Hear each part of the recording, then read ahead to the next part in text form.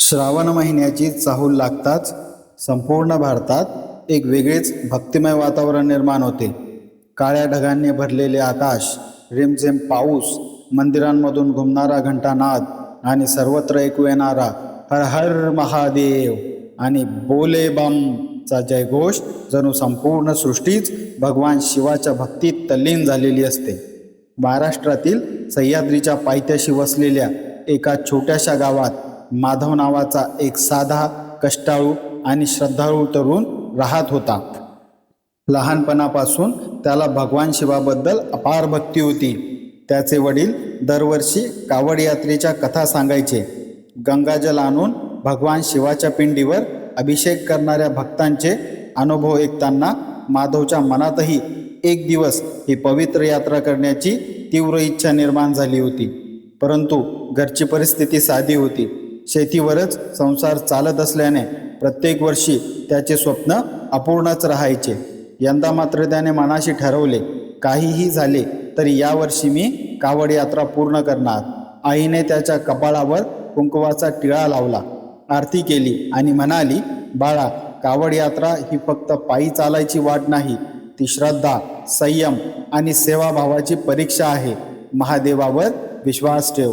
माधवने आईवडिलांचे आशीर्वाद घेतले आणि काही मित्रांसोबत उत्तर भारतातील पवित्र गंगा घाटाकडे प्रवास सुरू केला. अनेक तासांच्या रेल्वे प्रवासानंतर आणि पुढे बसने प्रवास करून ते गंगेच्या तीरावर पोहोचले. पहाटेची वेळ होती. गंगेच्या प्रवाहावर उगवत्या सूर्याची सोनेरी किरणे पडली होती. हजारो भाविक स्नान करत होते. हर हर गंगे चा जयघोष वातावरणात घुमत होता. माधवने भक्तिभावाने गंगेत स्नान केले. त्याने 2 कलशांमध्ये गंगाजल भरले आणि सुंदर सजवलेल्या कावडीच्या दोन्ही बाजूंना ते बांधले. त्या क्षणी त्याच्या डोळ्यात आनंदाश्रू आले. तेवढ्यात भगव्या वस्त्रातील एक वृद्ध साधू त्यांच्याजवळ आले. बाळा, ते हसत म्हणाले, ही कावड फक्त 2 कलशांचा भार नाही, ती तुझ्या मनातील अहंकार खाली ठेवून श्रद्धा उचलण्याची संधी आहे. माधवने नम्रपणे त्यांच्या चरणांना स्पर्श केला. यात्रेला सुरुवात झाली.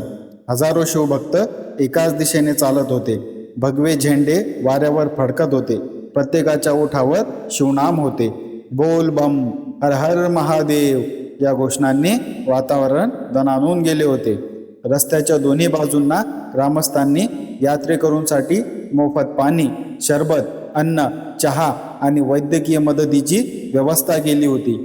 अनेक स्वयंसेवक यात्रेकरूंचे पाय धुवून देत होते. काही जण औषधे देत होते तर काही जण थकलेल्या भाविकांना विश्रांतीसाठी जागा उपलब्ध करून देत होते. माधव हे सर्व पाहून भारावून गेला. हीच खरी सेवा आणि हीच खरी भक्ती, तो मनात म्हणाला. दिवसभर चालल्यानंतर त्याचे पाय दुखू लागले. खांद्यावरची कावड जड वाटू लागली. पावसामुळे रस्त्यावर चिखल झाला होता. चालणे अधिक कठीण झाले. क्षणभर त्याच्या मनात विचार आला, मी ही यात्रा पूर्ण करू शकेन का?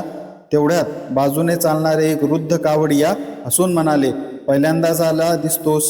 हो, मग एक गोष्ट लक्षात ठेव, शरीर थकतं पण श्रद्धा कधी थकत नाही. त्या एका वाक्याने माधवला नवे बळ मिळाले. प्रवास पुढे सुरू राहिला. दुसऱ्या दिवशी मुसळधार पाऊस सुरू झाला.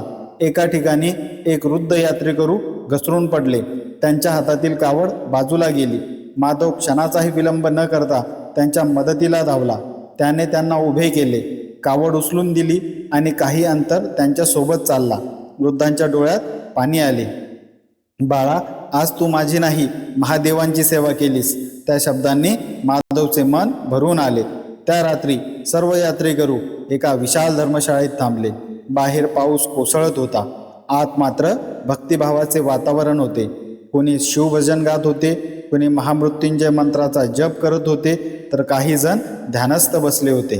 माधवही शांतपणे बसला आणि डोळे मिटले. क्षणभर त्याला असे वाटले जणू कैलाश पर्वतावरून भगवान शिव आपल्या सर्व भक्तांकडे प्रेमाने पाहत आहेत. त्याच्या मनात एक विलक्षण शांतता निर्माण झाली. पण पुढचा प्रवास अधिक कठीण असणार होता.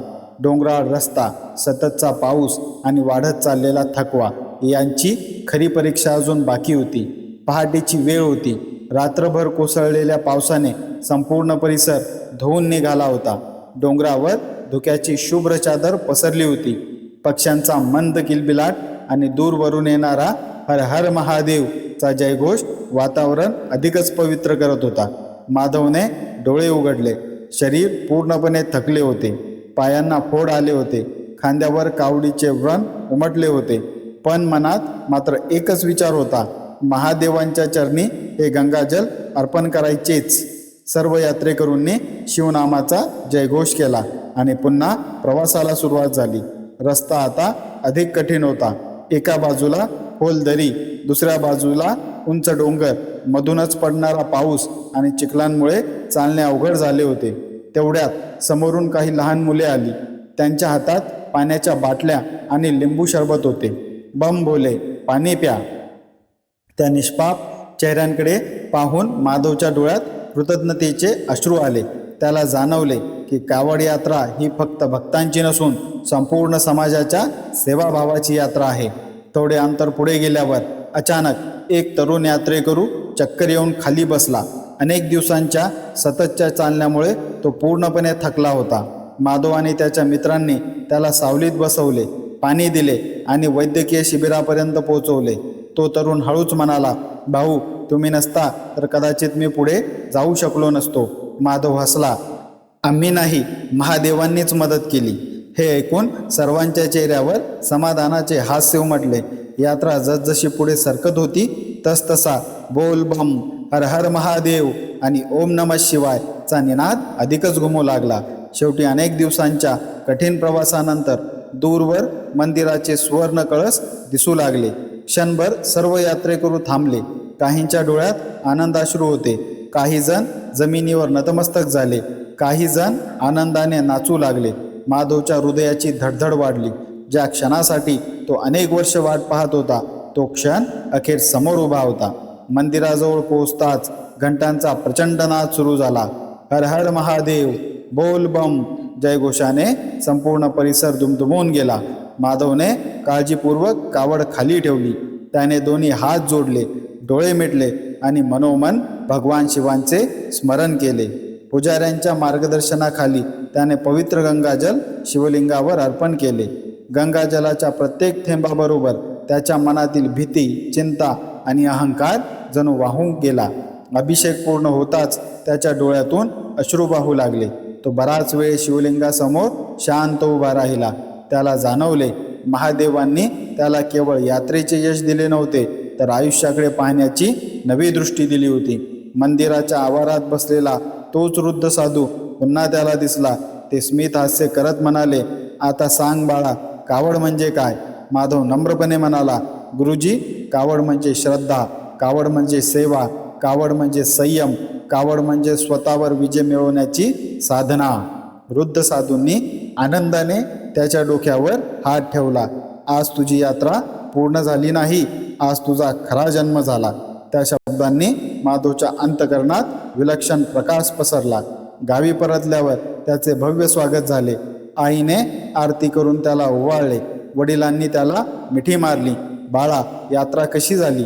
माधव हसत म्हणाला, बाबा, मी गंगाजल आणलंय, पण त्याहून मोठी गोष्ट म्हणजे मी श्रद्धा, संयम आणि सेवाभाव घेऊन आलो आहे. त्या दिवसापासून माधवचे आयुष्य बदलले. तो दररोज मंदिरात सेवा करू लागला, गरजू लोकांना मदत करू लागला, गावातील तरुणांना व्यसनांपासून दूर राहण्याचा आणि भक्तीचा मार्ग स्वीकारण्याचा संदेश देऊ लागला. प्रत्येक श्रावणात तो नव्या कावड यात्रेकरूंना एकच गोष्ट सांगायचा, कावड यात्रा ही स्पर्धा नाही, ती भक्तीची साधना आहे. गंगाजलाचा प्रत्येक थेंब पवित्र असतो, पण त्याहून पवित्र असते सेवाभावाने भरलेले मन. काही वर्षांनी त्याच्या प्रेरणेने संपूर्ण गावातून मोठा कावड यात्रेकरूंचा समूह तयार झाला.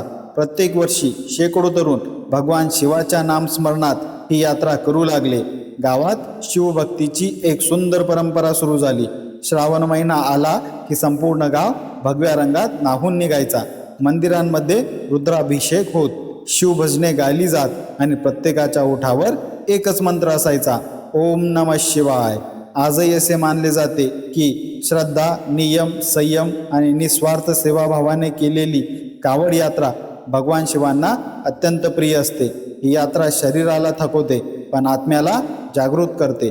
पायांना वेदना देते पण मनाला शांतता देते, अहंकार दूर करून नम्रता शिकवते आणि सर्वात महत्त्वाचे म्हणजे प्रत्येक भक्ताला स्वतःच्या अंतःकरणातील शिवत्वाची ओळख करून देते. म्हणूनच दरवर्षी लाखो शिवभक्त एकाच श्रद्धेने, एकाच विश्वासाने आणि एकाच जयघोषाने या पवित्र यात्रेला निघतात. हर हर महादेव, बोल बम, ओम नमः शिवाय. मित्र आणि मैत्रिणींनो, ही कथा तुम्हाला आवडली असेल तर लाईक करा, शेअर करा, कॉमेंट करून तुमचे मत नक्की सांगा आणि आमच्या चॅनलला सबस्क्राईब करा. कथा पूर्ण ऐकल्याबद्दल तुम्हा सर्वांचे मनपूर्वक धन्यवाद. जर या चॅनलवरती आपण नवीन आला असाल तर बेल नोटिफिकेशन नक्की सुरू करा. त्यामुळे येणारा प्रत्येक नवीन व्हिडिओ सर्वात पहिले तुम्हाला ऐकायला आणि वाचायला मिळेल. भेटूया पुन्हा अशाच एका नवीन कथेसोबत. धन्यवाद.